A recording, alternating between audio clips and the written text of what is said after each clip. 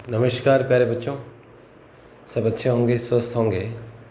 अब देखिए, हम इलेक्ट्रॉनिक्स में पढ़ रहे थे जाल प्रमेय, जिन्हें हम क्या कहते हैं, नेटवर्क थ्योरम्स। तो जाल प्रमेय या नेटवर्क थ्योरम्स जो हम पढ़ते आ रहे हैं, उन नेटवर्क थ्योरम्स में बच्चों हमने एक थ्योरम पढ़ी जिसे हमने कहा अध्यारोपण प्रमेय, ये इसको कहते हैं सुपरपोजिशन थ्योरम। क्या कहते हैं? Superposition theorem. उसके हमने थ्योरम पढ़ा, प्रूफ पढ़ा, उसका स्टेटमेंट कथन पढ़ा, और उसके बाद में हमने उसके न्यूमेरिकल या अंकिक प्रश्न देखे। और न्यूमेरिकल तभी सॉल्व होगा जब थ्योरम आएगी, और जब थ्योरम अच्छे से सीख जाएंगे तो थ्योरम भी रिवाइज हो जाएगी आपके पास, और न्यूमेरिकल भी हम अच्छे से कर पाएंगे। अब इस क्लास में हम शुरू करने जा रहे हैं नेक्स्ट थ्योरम, जिसको कहते हैं पारस्परिकता प्रमेय या रेसिप्रोसिटी थ्योरम। क्या कहते हैं प्यारे बच्चों? पारस्परिकता प्रमेय या रेसिप्रोसिटी थ्योरम। तो देखिए, हेडिंग लगाइए। सेकंड थ्योरम है अपने पास पारस्परिकता प्रमेय, या क्या कहते हैं इसको? Reciprocity theorem.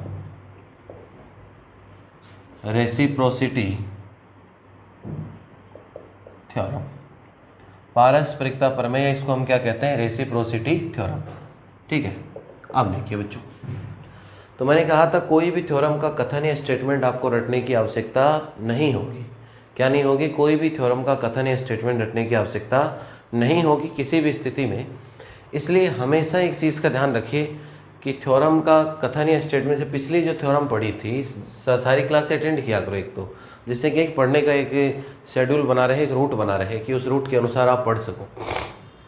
पिछली जो थ्योरम हम पढ़ के आए, उस थ्योरम में बच्चों हमने क्या किया था कि मैंने कथन या स्टेटमेंट लिखवाया था, फिर एक जाल या नेटवर्क लेके चले थे, और नेटवर्क से मैंने थ्योरम का कथन बोल दिया था वापस से। तो नेटवर्क को लेके चले थे, और नेटवर्क से कथन या स्टेटमेंट याद हो गया था, और उसी जाल से हमने थ्योरम को क्या कर दिया था? प्रूफ। वैसा ही सब थ्योरम में करने वाले हैं, एक थ्योरम में नहीं।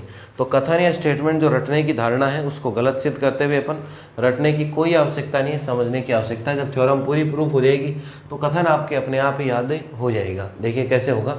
तो सबसे पहले लिखिए इसका कथन या स्टेटमेंट लिखिए, उसके बाद बात करते हैं क्या कथन कहता है, कैसे चलना है इसमें। कथन या स्टेटमेंट, हेडिंग लगाओ मेरे बच्चों, कथन या स्टेटमेंट। पारस्परिकता प्रमेय या रेसिप्रोसिटी थ्योरम। कथन या स्टेटमेंट लिखिए। द्विपार्श्विक रेखिक प्रतिबाधाओं से युक्त द्विपार्श्विक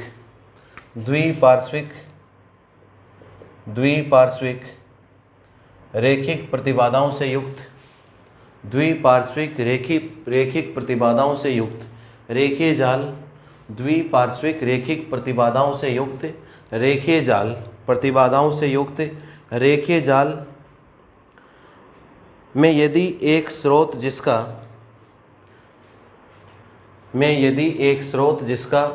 विद्युत वाहक बल E है, जिसका विद्युत वाहक बल E है, या वोल्टा स्रोत कह सकते हैं, जाल के किसी एक लूप में स्थित हो, विद्युत वाहक बल E है, जाल के किसी एक लूप में स्थित हो, जाल के किसी एक लूप में स्थित हो, जाल के किसी एक लूप में स्थित हो, जाल के किसी एक लूप में स्थित हो, तथा वह जाल के किसी दूसरे लूप में तथा वह जाल के किसी दूसरे लूप में धारा I उत्पन्न करता है, तथा जाल के किसी दूसरे लूप में धारा I उत्पन्न करता है, तथा जाल के किसी दूसरे लूप में धारा I उत्पन्न करता है, तो उसी स्रोत E को दूसरे लूप में लगाने से, धारा I,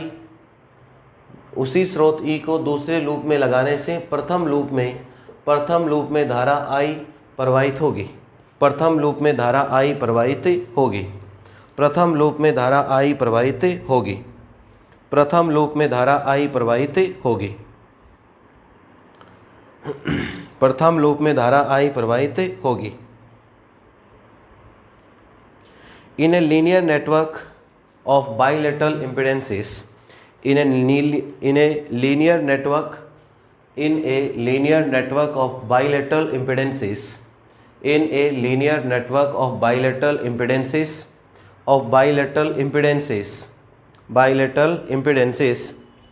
if a source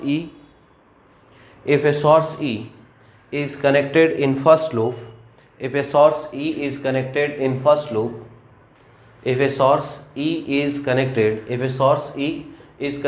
in first loop, then current in second loop is I, then current in second loop is I, then current in second loop is I, then current in second loop is I. Similarly,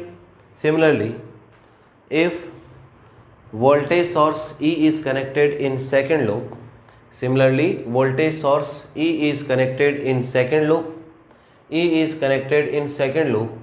current in first loop is also I, then current in first loop is also I, then current in first loop is also I, then current in first loop is also I. ध्यान से समझिएगा। देखो क्या कथन या statement लिखा रटने की आवश्यकता नहीं है।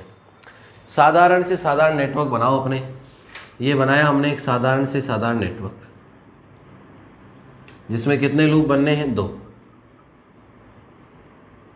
ये लीजिए, एक देखो, एक सोर्स जोड़ दिया, ये बन गया आपके पास। ये क्या हुआ? ई हुआ आपके पास। ठीक है। अब थ्योरम का स्टेटमेंट क्या कहता है कि द्विपार्श्विक प्रतिबाधाएं होनी चाहिए, बाइलेटरल का मतलब चाहे करंट इधर से इधर आए या इधर से इधर जाए, इस पर कोई फर्क नहीं पड़ना चाहिए। तो द्विपार्श्विक लेके चल देंगे। ठीक है। जैसे रेजिस्टेंस ले लिया हमने, तो रेजिस्टेंस या प्रतिरोध क्या होता है? द्विपार्श्विक या बाइलेटरल होता है। ठीक है। अब कहता है कि ये कौन सा लूप है? पहला। और ये कौन सा लूप है? दूसरा। समझ में आ रही है यहाँ तक बात? अब देखो कथन या स्टेटमेंट कैसे याद होगा। ये डायग्राम जिसके दिमाग में छप गया, ये जाल जिसके डायग्राम में घूमता है, वो तो इस थ्योरम का कथन या स्टेटमेंट भी लिख देगा और प्रूफ भी कर देगा। और ये अगर ये नहीं घूम रहा तो फिर रटते घूमो, इसको रट रहे हो, प्रूफ को रट रहे हो, क्या करने जा रहे हैं यही पता नहीं है। थ्योरम का स्टेटमेंट कहता है, थ्योरम कहती है कि पहले वाले लूप में बैटरी जोड़ी ई जिसका है, ठीक है, और दूसरे में जो करंट होगा, मान लो दूसरे में करंट कितना आया? आई। यहाँ सेकंड लूप में करंट कितना आया? आई। अगर इसी बैटरी को अगर मैं इधर जोड़ दूँ, इधर लगा दूँ इस ई को, तो पहले में भी करंट कितना आएगा? आई। अगर बैटरी पहले में जोड़ता हूँ तो दूसरे लूप में करंट कितना? आई। तो इसी प्रकार अगर दूसरे में बैटरी जोड़ूँ तो पहले में करंट कितना आएगा? आई। ये प्रूफ करना है। तो कैसे प्रूफ करें? आइडिया आ गया होगा दिमाग में। एक बार बैटरी इधर जोड़ के देख लो और सारे करंट निकाल लो, फिर इधर से बैटरी हटाओ और इधर जोड़ लो बैटरी या सोर्स को, और इधर बैटरी जोड़ के दोबारा से करंट निकाल लो। 2 लूप है, किरचॉफ का नियम लग जाएगा। अरे किरचॉफ के नियम लग जाएंगे, और दोनों रिजल्ट अगर सेम आ जाते हैं तो कह देंगे चाहे बैटरी पहले में जोड़ के दूसरे का करंट देख लो और चाहे दूसरे में बैटरी जोड़ के पहले का करंट देख लो, दोनों वैल्यू आई और आई आएंगी। आई और आई आने का मतलब दोनों रिजल्ट क्या आएंगे आपके पास? बराबर आएंगे। दोनों रिजल्ट क्या आएंगे आपके पास? इक्वल, या क्या आने चाहिए? बराबर। अब कथन या स्टेटमेंट रटने की जरूरत है क्या? देखो यहीं से लिख देंगे कि कोई द्विपार्श्विक रेखिक प्रतिबाधाओं का जाल है, लीनियर इम्पीडेंसेस का नेटवर्क है। अगर सोर्स पहले में कनेक्टेड है तो दूसरे में करंट आई होगा, और अगर इसी प्रकार दूसरे में अगर सोर्स कनेक्ट कर दें तो पहले में करंट कितना होगा? आई। यही तो प्रूफ करना आपको। अब स्टेटमेंट बताइए मुझे याद हुआ कि नहीं हुआ? तो चीज़ों को रटने की आवश्यकता नहीं है मेरे बच्चों। अब देखिए, इसी को बना लीजिए आप, यहाँ लगाइए प्रूफ, यहाँ लगाओ बच्चों प्रूफ, और इसी को बना लो, दूसरा बनाने की आवश्यकता नहीं है। इसको मान लो लूप कौन सा? फर्स्ट, और इसको लूप मान लो कौन सा? सेकंड। इधर से करंट आया कितना? I1, ये हो गया Z1, इसको नाम देते हैं Z2, और इसको क्या आगे चला गया I2, नीचे आ गया I1 माइनस कितना हो गया? I2। I1 माइनस कितना हो गया? I2। ठीक है। डायरेक्शन ले लो, इधर से इधर, ये इसकी डायरेक्शन हो गई, ये इसकी डायरेक्शन हो, किधर से भी ले लो, कोई फ़र्क नहीं पड़ता उससे। बनाइए लूप, बनाइए प्रूफ लगा के, यही तो कह रखी है थ्योरम में। तो जिसको ये सर्किट या जो नेटवर्क है ये ध्यान हो कि क्या कहता है, तो द्विपार्श्विक में कोई समस्या नहीं आएगी। बना लिया नेटवर्क सबने। अब इसमें नेटवर्क में हमने क्या बनाया उसको लिखना है। नेटवर्क में हमने क्या बनाया उसको लिखना भी तो होता है, तो लिखेंगे इसको। देखो माना कि अब देखो ये कैसा जाल है, ये इसको क्या कहते हैं, टी जैसा है, इसको क्या कहते हैं, टी जाल भी कहते हैं। क्या कह देते हैं इसको, टी जाल। माना कि एक टी जाल, माना कि एक टी जाल, क्या कहते हैं इसको, टी नेटवर्क भी कह देते हैं, टी जैसा ही तो है ये। माना कि एक टी जाल या एक टी नेटवर्क जिसमें प्रतिबाधाएं Z1, Z2 तथा Z3 है। Consider A T network which consist impedances Z1, Z2 and Z3। Consider A T network which consist impedances Z1, Z2 and Z3। माना कि एक टी जाल जिसमें प्रतिबाधाएं Z1, Z2 तथा Z3 हैं। इस जाल में Z1 से प्रवाहित धारा I1, इस जाल में Z1 से प्रवाहित धारा I1 तथा Z2 से प्रवाहित धारा I2, इस जाल में Z1 से प्रवाहित धारा I1, Z2 से प्रवाहित धारा I2, Z2 से प्रवाहित धारा I2 तथा Z3 से प्रवाहित धारा I1 माइनस I2 है, तथा Z3 से प्रवाहित धारा I1 माइनस I2 है। In this network current through Z1 is I1, in this network current flowing through Z1 is I1, current through Z2 is I2 current through Z2 is I2 and current through Z3 is I1 minus I2 and current through Z3 is I1 minus I2 and current through Z3 is I1 minus I2। परिपथ में वोल्टा स्रोत E लगा है या E जुड़ा हुआ है। परिपथ में वोल्टा स्रोत E जुड़ा हुआ है। There is voltage source E in the circuit और नेटवर्क। There is voltage source E in the circuit और नेटवर्क।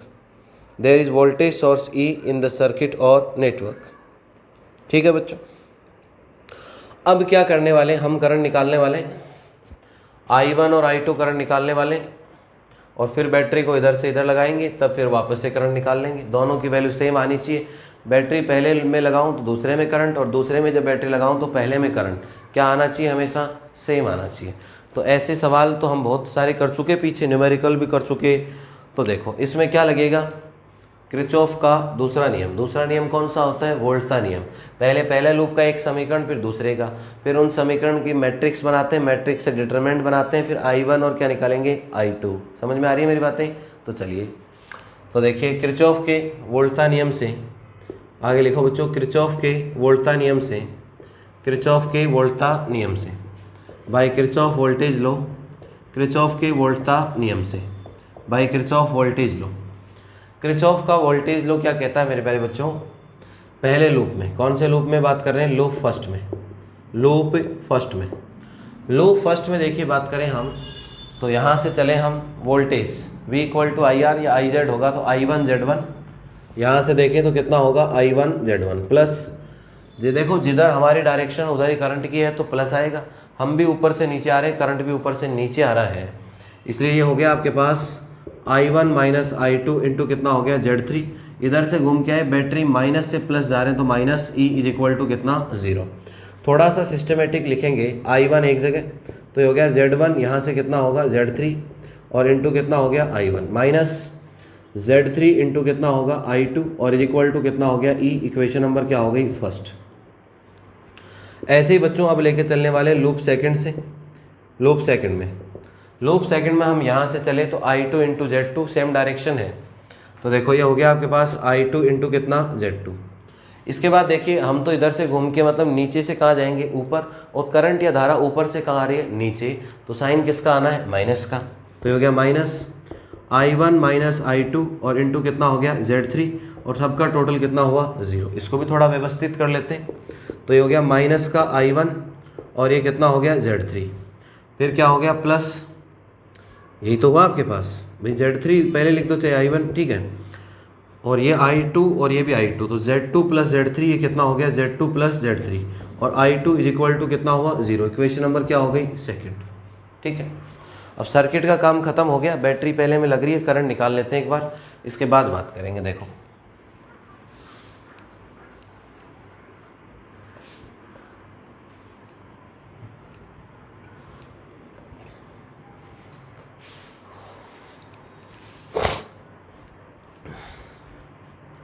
अब देखिए क्या लिखेंगे इसका मैट्रिक्स रूप, तो यहाँ ही लिख देता हूँ मैट्रिक्स रूप लिखने पर, या मैट्रिक्स रूप में इन फॉर्म ऑफ मैट्रिक्स, क्या लिखेंगे मैट्रिक्स रूप में इन फॉर्म ऑफ मैट्रिक्स।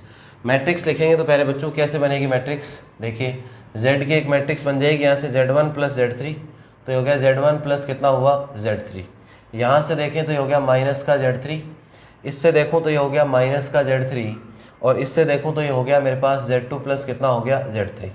और यहाँ से देखिए बच्चों करंट कितना है I1 और I2, करंट कितना I1 और I2, एक बार चेक कर लो z1 z3 माइनस का z3 माइनस z3 और z2 z3, और इज इक्वल टू देखिए बराबर में कितना आ रहा है, इसमें e और इसमें 0, तो ये हो गया e और ये कितना हुआ 0। ठीक है, अब देखिए ये तो प्रतिबाधा मैट्रिक्स है, तो इसको तो क्या कहते हैं z मैट्रिक्स, इसको क्या कहते हैं I मैट्रिक्स, और इसको क्या कहते हैं E मैट्रिक्स या V मैट्रिक्स कहते हैं बच्चों। ठीक है, तो यहाँ से लिखना चाहो तो लिख सकते हैं कि प्रतिबाधा मैट्रिक्स या इम्पिडेंस मैट्रिक्स, प्रतिबाधा मैट्रिक्स, प्रतिबाधा मैट्रिक्स।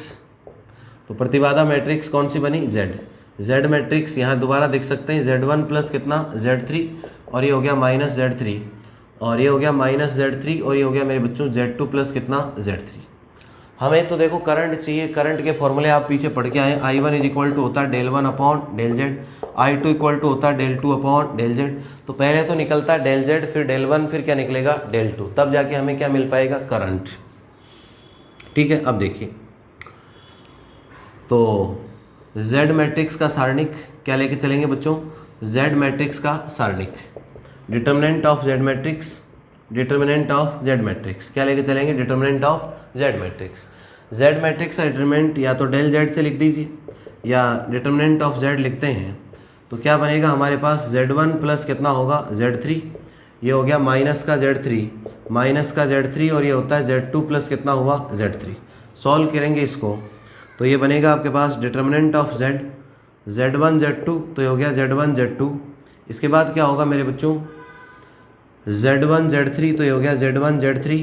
इसके बाद होगा Z3 Z2, इसके बाद आएगा Z3 स्क्वायर, फिर जैसे ही Z3 स्क्वायर लिखोगे आप यहाँ, और ये माइनस माइनस प्लस और निशान किसका माइनस का, तो ये हो जाएगा कैंसिल, तो इसको लिखने की ज़रूरत नहीं है। इसको दे दो इक्वेशन नंबर 3। तो हमारे पास क्या आ गया, डेल Z आ गया, डिटर्मिनेंट ऑफ Z आ गया। अब हम निकालेंगे डेल 1 और डेल 2, उसके बाद निकालेंगे करंट या धारा।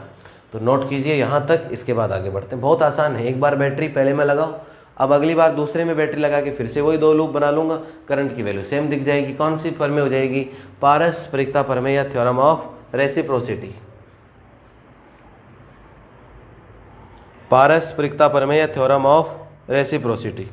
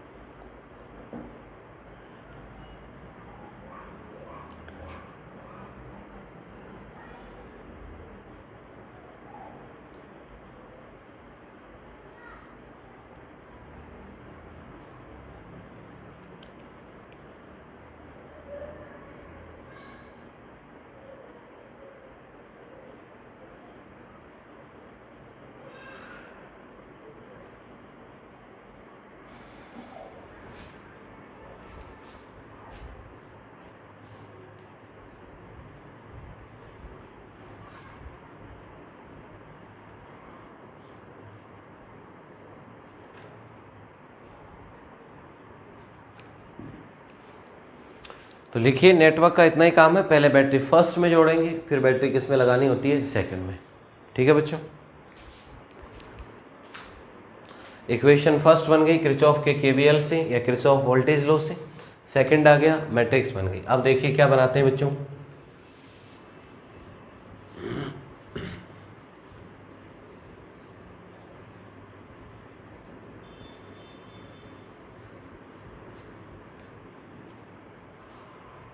अब हम वैल्यू निकालने जा रहे हैं डेल 1 और किसकी, डेल 2 की। तो देखिए डेल 1 कैसे निकालते हैं, हमेशा लिखा करो कि Z मैट्रिक्स में जो आपकी है उसमें पहला कॉलम, फर्स्ट कॉलम जो होता है, प्रथम स्तंभ कहें उसको, तो प्रथम स्तंभ को हटाते हैं और इसकी जगह ई मैट्रिक्स लगाते हैं, ई जीरो लगेगा। मतलब इसको कहते क्या है कि Z मैट्रिक्स के प्रथम स्तंभ को ई मैट्रिक्स द्वारा प्रतिस्थापित या रिप्लेस करते हैं। First column of Z matrix replaced by E matrix. और उसके बाद क्या लेते हैं, उसका सारणिक या डिटर्मिनेंट लेते हैं और उसे हम क्या नाम देते हैं, del 1 नाम देते हैं। तो देखिए बच्चों क्या लिखेंगे इसको कि Z मैट्रिक्स के प्रथम स्तंभ को, Z मैट्रिक्स के प्रथम स्तंभ को, सारी चीज़ें लिख के चला करो भी, प्रथम स्तंभ को ई मैट्रिक्स से प्रतिस्थापित करने पर, ई मैट्रिक्स से प्रतिस्थापित करने पर, ई मैट्रिक्स से प्रतिस्थापित करने पर, ई मैट्रिक्स से प्रतिस्थापित करने पर, replacing first column of Z matrix bye E matrix, replacing first column of Z matrix bye E matrix करने पर सारणिक मान कौन सी वैल्यू लेते हैं, determinant value and it's determinant value. तो डिटरमिनेंट लेंगे तो मेरे प्यारे बच्चों नाम क्या हो जाएगा इसका, del 1। अब देखिए यहाँ से जब हम देखेंगे तो देखो ये Z मैट्रिक्स पहले को हटा दो तो कितना आएगा, E0, कितना आएगा आपके पास E, और यहाँ कितना आने वाला 0, उधर कितना -Z3 और ये कितना Z2 प्लस कितना Z3। इसको इससे सॉल्व किया तो देखिए del 1 की वैल्यू आ गई आपके पास Z2 प्लस कितना हुआ Z3 और साथ में कितना आ गया E।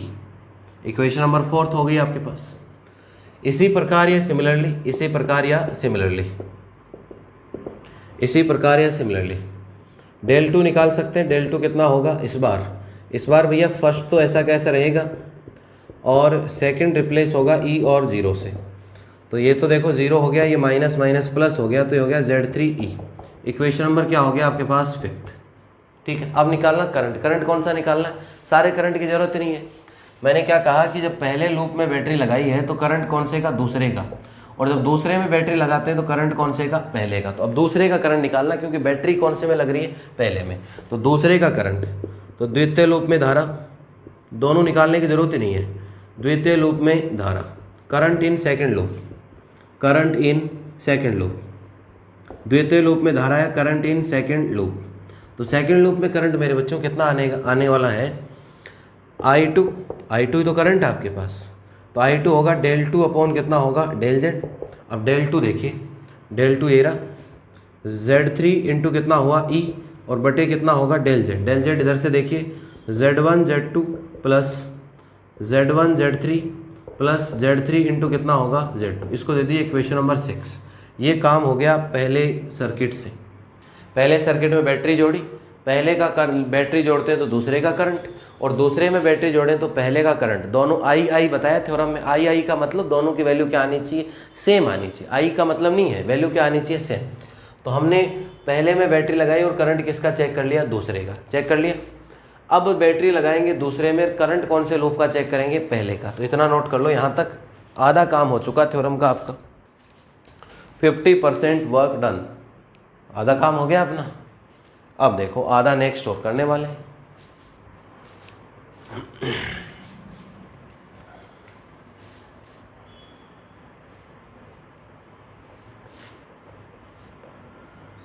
पहली स्टेप खत्म हो गई, अब स्टेप सेकंड पे आने वाले। कौन सी स्टेप पे आने वाले बच्चों, सेकंड स्टेप पे। तो ये नोट कीजिए यहाँ तक, फिर सेकंड स्टेप पे आएंगे। मैं इधर सर्किट बनाता हूँ दूसरे का, ठीक है ना।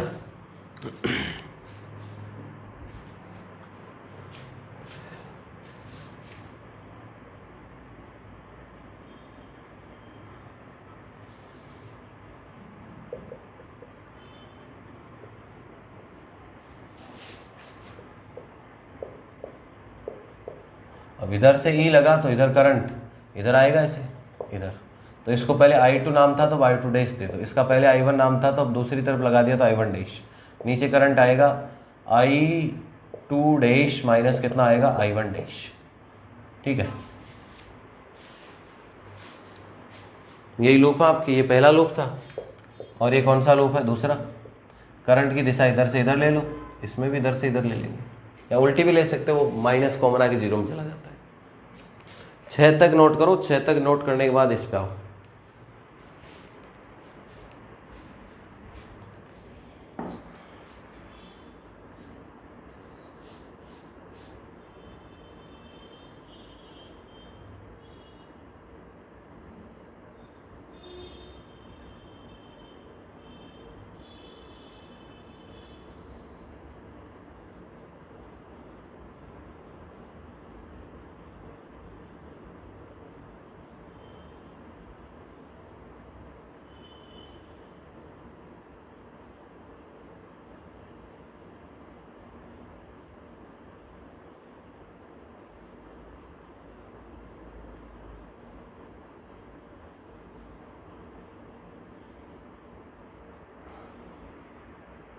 छः तक लिख लिया बच्चों सबने। अब 6 तक लिखने के बाद यहाँ लिखना चाहो तो लिख सकते हो कि स्टेप क्या आ गई, सेकंड। अब दोबारा से काम कर रहे हैं, ये बना लो लूप। लूप बना लो बच्चों।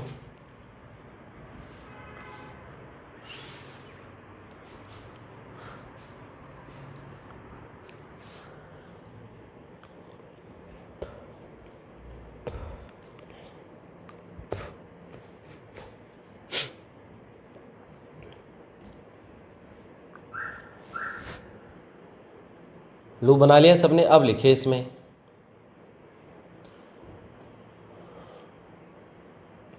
इस जाल में वोल्टता स्रोत को द्वितीय लूप में जोड़ते हैं। इस जाल में वोल्टता स्रोत को द्वितीय लूप में जोड़ते हैं। इस जाल में वोल्टता स्रोत को द्वितीय लूप में जोड़ते हैं। द्वितीय लूप में जोड़ते हैं। द्वितीय लूप में जोड़ते हैं, जिसके कारण धाराएं I2 डैश तथा I1 डैश प्रवाहित होती हैं। जिसके कारण धाराएं I2 डैश एवं I1 डैश प्रवाहित होती हैं। Now we connect voltage source E in second loop. Now we connect voltage source E in second loop. Now we connect voltage source E in second loop. Now we connect voltage source E in second loop, and due to which currents are I2 dash and I1 dash, due to which currents are I1 dash या I2 dash and I1 dash। और पूरा लिखना चाहो तो पूरा भी लिख सकते हो कि Z2 से करंट I2 dash है, Z1 से करंट I1 dash है, बाकी सर्किट में दिख रहा है सारी चीज़। ठीक है, अब लगाएंगे वही किरचॉफ का नियम। कितने समीकरण बनाने हैं? 2। गणितीय विश्लेषण करेंगे इसका, मैथमेटिकल एनालिसिस या डेरिवेशन करें तो देखिए किरचॉफ के वोल्टता नियम से, by voltage law of Kirchhoff वोल्टता नियम से, या शॉर्ट में कहें तो उसको KVL कह सकते हैं, किरचॉफ वोल्टेज लॉ। एक होता है KCL। ठीक है, पहले लूप का देख लेते हैं। लूप फर्स्ट में ऐसे घूम रहे हैं अपन, चाहे कैसे ही घूम जाओ, एक फिक्स कर लो, लेकिन ऐसे यहाँ चल लो। वोल्टेज V इक्वल टू कितना IR, I1 कितना हो गया I1 डैश इंटू कितना Z1। इधर ही हम जा रहे हैं। हम तो जा रहे हैं बच्चों नीचे से ऊपर ऐसे घूम के, और करंट आ रहा ऊपर से नीचे, निशान किसका? माइनस का। तो हो गया I2 dash minus I1 dash into कितना Z3। वापस यहीं पहुंच गए, टोटल कितना? 0। ठीक लिख दो इसको। ठीक लिखना चाहूँ तो ये हो गया I1 डैश देखो दो जगह आ रहा है। एक तो आ रहा है Z1 प्लस कितना होगा Z3 यहाँ से, और ये हो गया I1 डैश माइनस का कितना हो गया Z3, और ये हो गया I2 dash equal to 0। Equation number 7। ठीक है, इसके बाद देखिए लूप सेकंड से। कौन से लूप से? लूप सेकंड से। लूप सेकंड में कहीं से भी चल लो, यहाँ से चले। I2 डैश Z2 इधर ही चल रहे हैं, इधर ही करंट है, तो प्लस का I2 डैश इंटू कितना हो गया Z2। इधर चले हम भी ऊपर से नीचे, करंट भी ऊपर से नीचे, तो ये हो गया I2 डैश माइनस कितना हो गया I1 डैश इंटू कितना Z3। बैटरी जब माइनस से प्लस जाते हैं तो निशान माइनस का, E इक्वल टू कितना 0। ठीक लिख लीजिए। I1 डैश एग्जे करेंगे तो माइनस का Z3, ये हो गया I1 डैश। ठीक है बच्चों, इसके बाद देखिए हम क्या करने वाले हैं इसमें। I2 डैश Z2 और कितना होगा Z3, Z2 प्लस Z3, और ये कितना हो गया I2 डैश, और ये इक्वल टू कितना हो गया E। इक्वेशन नंबर 8 ये बनी हमारे पास। अब वही मैट्रिक्स बनानी है इन दोनों से। वही क्या बनानी है? मैट्रिक्स बनाने के बाद करंट देखना है, और करंट कौन सा निकालना है मेरे को? बैटरी दूसरे में, तो करंट किसका? पहले का। यही तो करंट चाहिए हम हमको। ये अगर करंट की वैल्यू इस करंट के बराबर आ जाती है तो थ्योरम प्रूफ हो जाएगी। पहले में बैटरी, दूसरे का करंट, ये रहा दूसरे का करंट। अब बैटरी किस में है? दूसरे में। और करंट किसका चाहिए? पहले का। बैटरी किस में? दूसरे में। और करंट किसका चाहिए बच्चों? पहले का। तो देखो मैट्रिक्स फॉर्म बनाएंगे इसकी, मैट्रिक्स में, मैट्रिक्स से सारणिक बना लेंगे, सारणिक से करंट निकाल लेंगे, करंट निकालने से थ्योरम प्रूफ हो जाएगी। बस अब बताओ कंसेप्ट किसके समझ में नहीं आया, किसको रटने की आवश्यकता पड़ रही है? तो बिल्कुल रटना नहीं है, एक एक चीज़ को समझ के चलना है मेरे बच्चों, ठीक है। अब यहाँ से देखिए मैट्रिक्स रूप या मैट्रिक्स फॉर्म, क्या लिखने वाले हैं? मैट्रिक्स रूप, मैट्रिक्स रूप या मैट्रिक्स फॉर्म में। मैट्रिक्स रूप अगर इसका देखा जाए तो क्या बनेगा? यहाँ से देखिए मैट्रिक्स रूप बनेगा इसका Z1 plus Z3, Z1 plus Z3, आगे कितना है मेरे बच्चों? माइनस का Z3, नीचे नीचे है माइनस का Z3, और इधर है Z2 प्लस कितना? Z3, और इधर है मेरे बच्चों I1 डैश, और ये कितना आपके पास? I2 डैश, और इज इक्वल टू में कितना है? 0, और कितना लिखा हुआ? E, ठीक है। अब देखिए इसको हम कह सकते हैं ये कौन सी मैट्रिक्स हो गई? Z matrix. ये I कह दो चाहे I डैश मैट्रिक्स, और ये कौन सी मैट्रिक्स हो गई आपके पास? E matrix. अब हम क्या करते हैं? Z मैट्रिक्स लेते हैं, और Z मैट्रिक्स का क्या लेते हैं मेरे प्यारे बच्चों? सारणी के डिटरमिनेंट लेते हैं। तो देखो अब Z अलग से दिखाओ तो दिखा दो, या डायरेक्ट भी लिख सकते हो, पहले दिखा दिया। तो Z मैट्रिक्स का सारणिक, Z मैट्रिक्स का सारणिक, determinant of Z matrix, Z matrix का सारणिक या determinant of Z matrix. Z matrix का जो सारणिक बनेगा वो क्या बनेगा? डेल Z इक्वल टू, ये रही Z आपके पास Z1 प्लस Z3, और ये हो गया मेरे प्यारे बच्चों Z3, और ये हो गया माइनस का Z3, और ये हुआ Z2 प्लस कितना? Z3, यही हुआ आपके पास। अब देखिए इसको सोल्व करें तो ये हो गया हमारे पास डेल Z। डेल Z देखो क्या बनेगा, सोल्व ही कर लेते हैं। Z1 Z2, Z1 Z2 plus Z1 Z3, ये होगा Z3 Z2, Z3 Z2, इसके बाद Z3 स्क्वायर प्लस का आएगा, इधर ये माइनस माइनस प्लस और बीच का निशान माइनस का, तो Z3 स्क्वायर हो जाएगा कैंसिल, ठीक है। तो यह आ गया हमारे पास डेल Z, यहाँ तक नोट कीजिए। इसके बाद बढ़ते हैं आगे।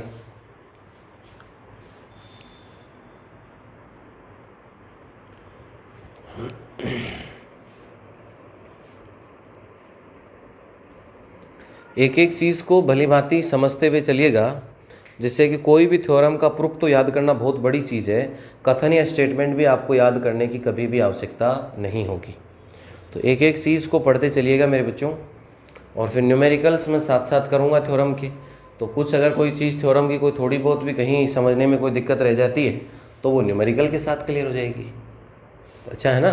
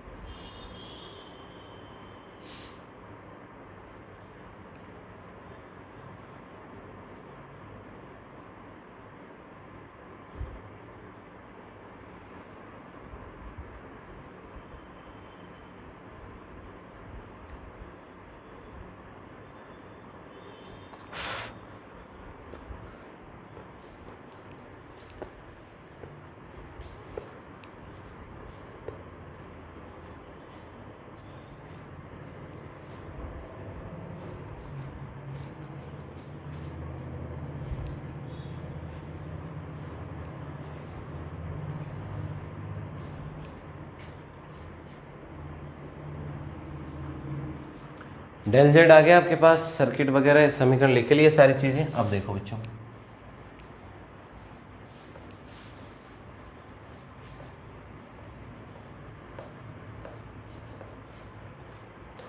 डेल Z के बाद क्या निकालते हैं? डेल 1। अब डेल 1 बार बार लिखने की जरूरत नहीं है, एक बार बता दिया कि मैट्रिक्स में इस पहले को हटाते हैं और ये वैल्यू रखते हैं, यही तो होती है डेल 1 में। डेल 1 में यही तो करेंगे बच्चों। तो कितना है? 0E, ये कितना हुआ आपके पास? 0, और कितना हुआ? E, और बाकी ये रहा माइनस का Z3, और ये हो गया आपके पास Z2 प्लस कितना? Z3। तो देखो ये तो 0 हो गया, ये माइनस, एक माइनस प्लस आता है, तो Z3 और कितना हो गया? E। डेल 2 भी निकाल सकते हो, डेल 2 निकाल लो, कोई बात नहीं है। तो ये हो गया Z1 Z3 माइनस Z3, और इधर हो गया E0E, E0 नहीं 0E, यही तो E मैट्रिक्स है। अब देखो ये बन गया आपके पास Z1 प्लस Z3 और इंटू कितना हुआ E। अब निकालनी है धारा या करंट। बैटरी कौन से में लग रही है बच्चों, सर्किट देखो, बैटरी लग रही है दूसरे में, तो करंट किसका देखना है, पहले का। पहले में करंट कितना, I1 डैश, तो धारा एक ही निकालनी है। धारा दोनों निकाल लो लेकिन काम एक ही आनी, I1 डैश डेल 1 अपॉन कितना होता है डेल Z, डेल 1 कितना है Z3E अपॉन डेल Z। ये रहा आपके पास डेल Z, तो ये हो गया Z1 Z2 Z1 Z3 और ये हो गया Z3 Z2, यही तो आपके पास। तो ये हो गया इक्वेशन नंबर 9। तो देखिए 9 के अंदर कौन सा धारा है, जब बैटरी दूसरे में है तो ये कौन से का करंट है, पहले का। कौन से लूप की है, प्रथम लूप की, फर्स्ट लूप। करंट या धारा कौन से की है, फर्स्ट लूप की। और जो 6 नंबर इक्वेशन आई थी यहाँ, वो बैटरी पहले में थी और करंट कौन से का था, दूसरे का। अब आप देखो 6 और 9 बराबर है क्या, बराबर है आपकी कॉपी में। तो समीकरण इक्वेशन 6 इज इक्वल टू कितना हो गया, समीकरण 9। और यही कौन सी प्रमेय है, यही पारस्परिकता, यही पारस्परिकता प्रमेय है, यही पारस्परिकता प्रमेय है। It is reciprocity theorem, it is reciprocity, it is reciprocity theorem. अरे भाई यही तो कहा कि बैटरी पहले में लगाओ, करंट दूसरे का। दोनों करंट नहीं देखते इसमें, एक एक करंट देखते हैं। तो पहले में बैटरी लगाई तो दूसरे में करंट कितना था, I2। पहले सर्किट में देखो I2 की वैल्यू 6 नंबर में आई हमारे पास। अब बैटरी लगाई हमने दूसरे में और करंट किसका देखना, पहले का। तो पहले में करंट कितना है, देखो नए डायग्राम में I1 डैश। तो ये वैल्यू और जो 6 नंबर की वैल्यू सेम है, तो यही तो है आपकी पारस्परिकता प्रमेय, रेसिप्रोसिटी थ्योरम। अब बोलो किसी को कथन या स्टेटमेंट रटना है, नहीं रटना। बैटरी स्रोत पहले में लगाओ, दूसरे का करंट, और दूसरे की बैटरी लगाएं तो पहले का करंट क्या होता है, बराबर। यही थ्योरम कौन सी है, पारस्परिकता या रेसिप्रोसिटी थ्योरम। तो ऐसे थ्योरम्स को बहुत आसान बनाइए। इनसे डरे रहते हैं बच्चे, एमएससी कर लेते हैं, एमएससी में भी आती हैं, फिर भी डरे बैठे रहते हैं, पता नहीं थ्योरम बहुत खतरनाक है। क्योंकि थ्योरम के नाम से ही पढ़ाने वाले खूब पैदा कर देते हैं बच्चों के, कि पता नहीं क्या ही होगा, क्या क्या होगा। अगर चीज़ों को समझिएगा, जिसने थ्योरम बनाई है, जिसने दी है, वो भी तो आदमी तो था, उसके भी दिमाग ही था, जितना अपना है अपना है। वो भी अपने आप में एक व्यक्ति था, अपन भी अपने आप में एक व्यक्ति है। तो अपन किसी की बताई हुई बातें तो बहुत आसानीपूर्वक सीख सकते हैं, नहीं तो चलो खोज नहीं कर सकते हम, लेकिन बताई हुई बातें तो समझ सकते हैं, तभी तो शिक्षक हुए। और उन बातों को मैं अगर आपको समझा दूँ तो आप फिर विद्यार्थी हो गए, समझने वाले हो गए। तो चीज़ों को बहुत डीपली जब पढ़ते हैं तब इन चीज़ों को इतना बेसिक हम बता सकते हैं। अब इतना डीप नॉलेज हम रखते हैं, एक एक बारीकी का नॉलेज रखते हैं, तब आपको एक एक चीज़ बारीकी से और बहुत आसान से आसान तरीके में आपको डिलीवर कर रहे हैं। अब देखो कितने कम समय में पूरी थ्योरम हो गई, हुई कि नहीं हुई, बस यही है। अब आप इस थ्योरम को, मुझे उम्मीद है कि मुश्किल से 10 से 15 मिनट में पूरी कर सकते हो, एग्ज़ाम में आए तो कर सकते हैं। तो पूरा नोट कर लीजिए यहाँ तक, और इसके बाद में हम लेके आने वाले न्यूमेरिकल्स इसके आधार पे। तो पढ़ते रहिए बच्चों, मिलते हैं।